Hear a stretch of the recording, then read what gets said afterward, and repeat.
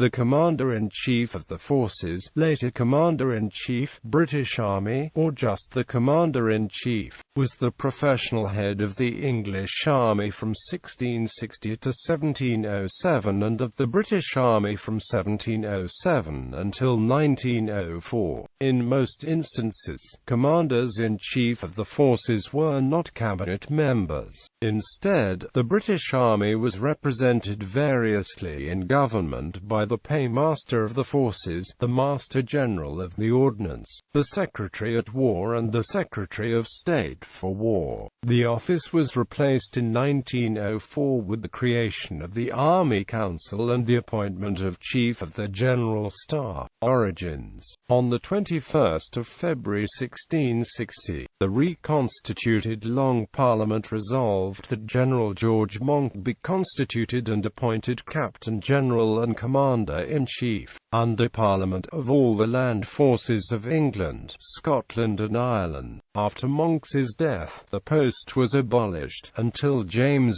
Scott, 1st Duke of Monmouth, successfully petitioned the King and was granted it in 1674.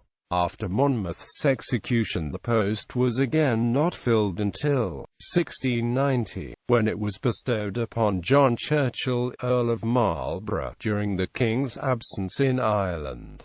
Later history. With the appointment of General Lord Geoffrey Amherst in 1793, the Commander-in-Chief was given authority over matters of discipline, oversupplies, training and promotions in the British Army. The establishment of a military staff took place under the oversight of his successor, HRH the Duke of York. With the demise of the Board of Ordnance in the wake of the Crimean War, the Commander-in-Chief assumed command of the Ordnance troops, the Royal Regiment of Artillery and the Corps of Royal Engineers. The momentum of reform at this time, however, was toward increasing the authority of the Secretary of State for War. For the passing of the War Office Act 1870, as part of the Cardwell reforms, the C.in.C. was made clearly subordinate to the Secretary of State, to serve as the latter's principal military advisor, and was made to move out of his traditional office above the arch at Horse Guards and into the War Office.